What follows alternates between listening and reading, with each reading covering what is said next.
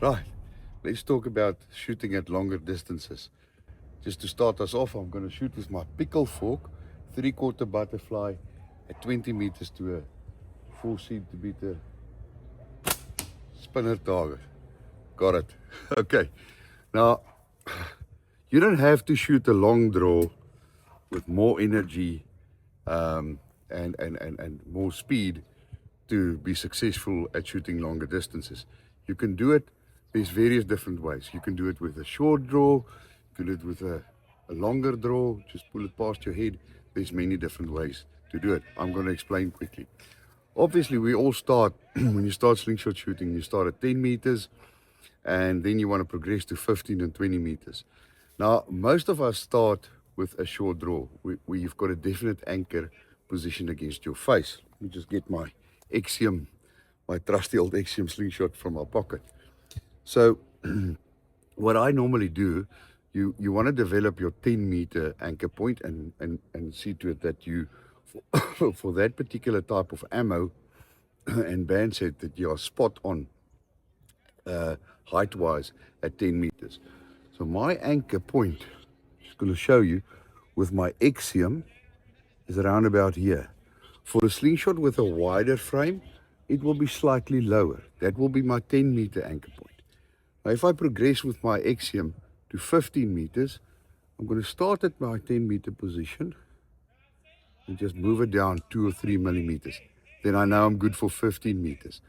When I'm going to shoot at 20 meters, I'm going to still start at 10 meters, go down to my 15-meter position, and drop it another 3 to 4 millimeters. Not even that much, 3 millimeters. 3 millimeters to start off, 3 millimeters, 3 millimeters to 15, and another 2 or 3 millimeters to get to the 20 meters. And you do exactly the same for 25 meters. As you progress with the distances, the amount of drop for every 5 meters or so would be slightly more than the previous 5 meters. But you'll figure it out as you go. As long as you understand that you'll start at the position and drop it down in order to get to that distance. Because it's difficult to start at the correct position for 25 meters if you don't shoot at that distance regularly. But you'll quickly get the hang of it, and over time you'll develop those anchor points.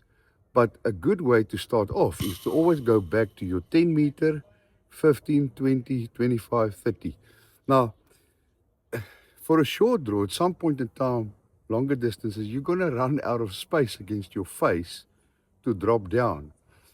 The only thing you can then do is to up the speed and to get a flatter trajectory for your ammo, so that you can decrease the amount that you have to drop. So that's why it's so important to learn also how to shoot with a heavier tension and more speed when you've got a short draw. You don't have to do that when you just do your normal target shooting at 10 and 15 or even 20 meters. But ultimately, if you want to take it further, you'll have to deal with a bit more tension and a bit more speed, and that's why you can even go up to a 0.7 band set, a large taper with 8mm steel, so that you can reach that 30-35 meter distances with a short draw. Now, the guys that shoot a longer draw has got an advantage. Excuse me, I've got a bit of a frog in my throat at the moment. The guys that shoot long draw or even a 3/4 butterfly has got a bit of an advantage, because the longer draw, the more latex, the longer distance those bands have where they can engage with the ammo, and therefore they'll have a flatter trajectory. So what I've seen with the guys that do long draw shooting is that some of them, well, they still have an anchor position even though you may not think so, because you actually anchor with the bands slightly against your face. So you feel the little hair on your face and you know exactly what height they should be. And as you go further in distance, you'll just move those bands a little bit lower.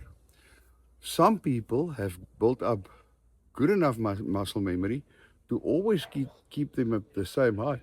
They just draw a bit further on their bands to create more tension, more speed, and to reach those further distances.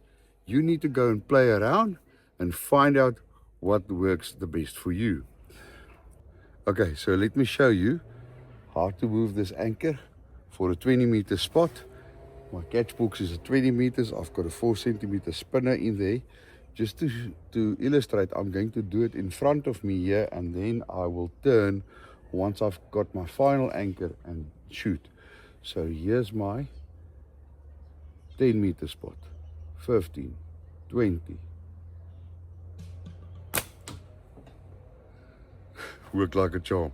So even though I had to turn in order to make that shot, once I had established that exact height for the 20 meters, as long as I did keep my proper form, once I turned around and lined my bands up, strong in the back, and you do a proper release, you'll be able to shoot with more or less the same accuracy at 20 meters as at 10 meters.